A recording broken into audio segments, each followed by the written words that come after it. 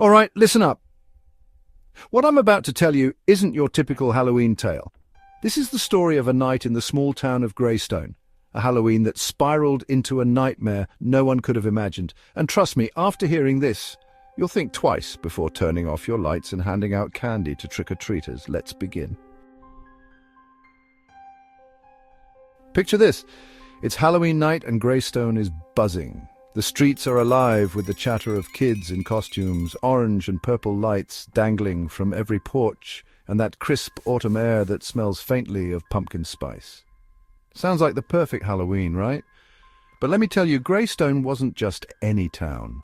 It carried a dark legend that every local swore by, but no one dared to speak of, especially on Halloween. The legend?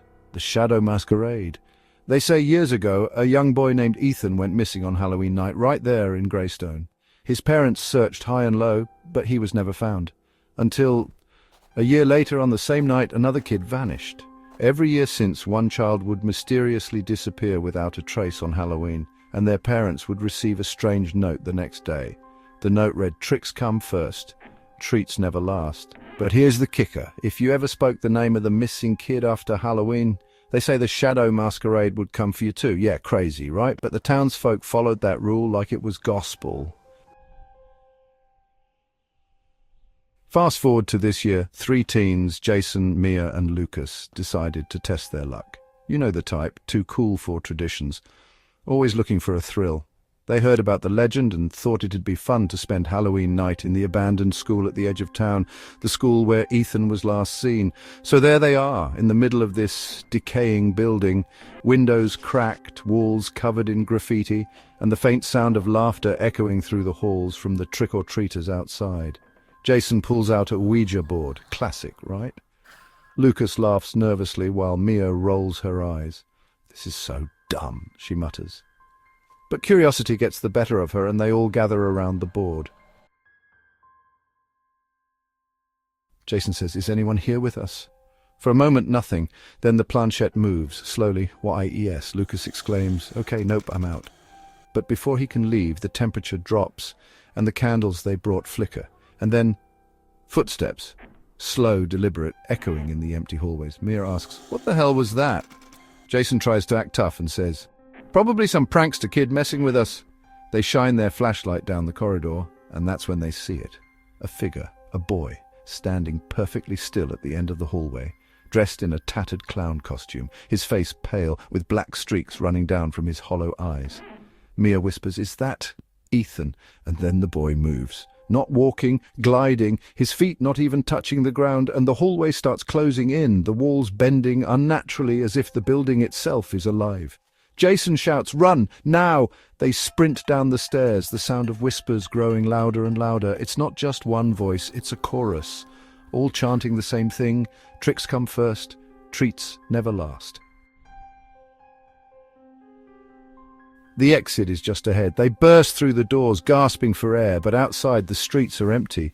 No kids, no laughter, no houses lit up with decorations, just silence and a thick, suffocating fog.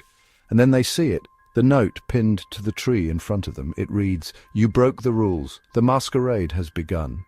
The sound of laughter erupts behind them, low and hollow, but when they turn around, no one is there. Gap 2S. Folks in town are meeting at the diner, a place that has become a refuge for their shared fears and whispered secrets. They're talking quietly about people who have gone missing, their voices barely above a whisper, as if afraid the darkness might hear them. They're sharing spooky stories about past Halloweens and strange things that have happened in Greystone, each tale more chilling than the last. Gap 2S. A very old man, his voice shaky, says he saw the Shadow Masquerade, a legend that has haunted the town for generations. "It was a long time ago," he says, his eyes distant as if reliving the terrifying memory.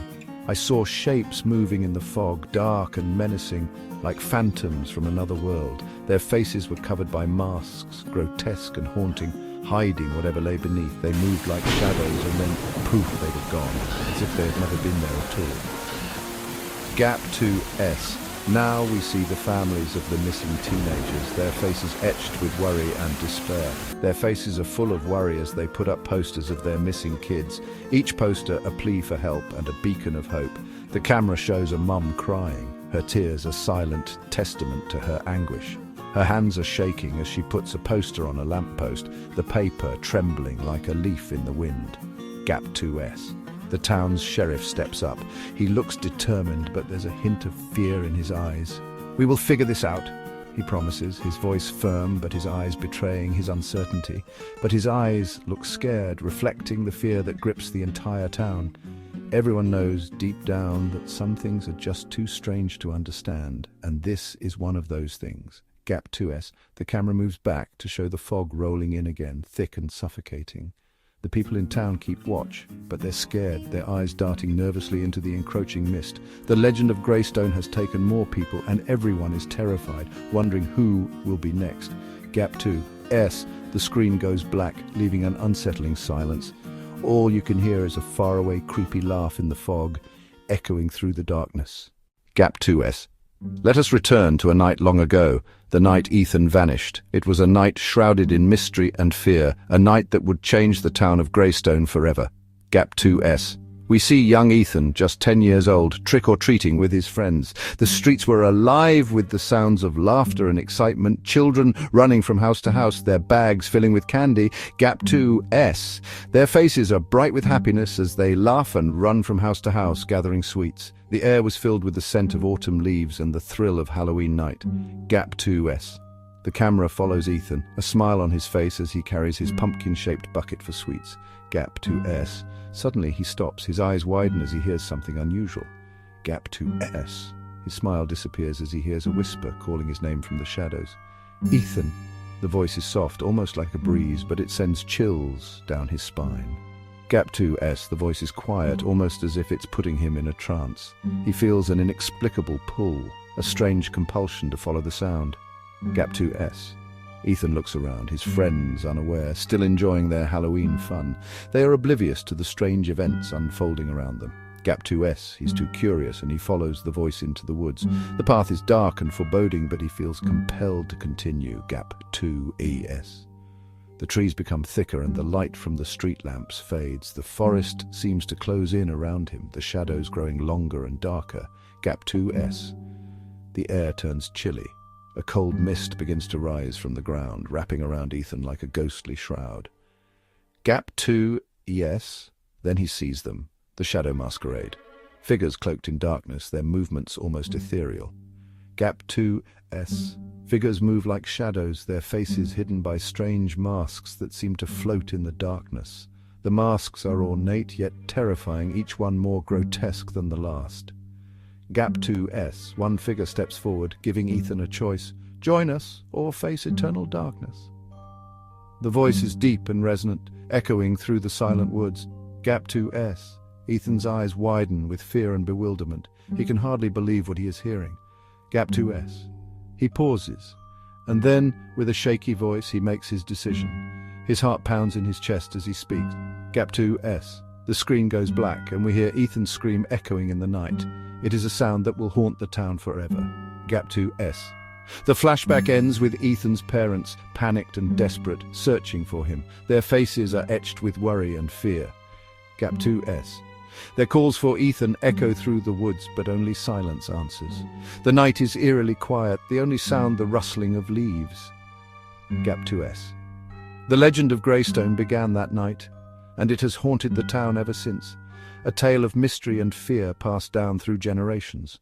The sheriff found an old diary in the town's records, hidden away in a dusty corner.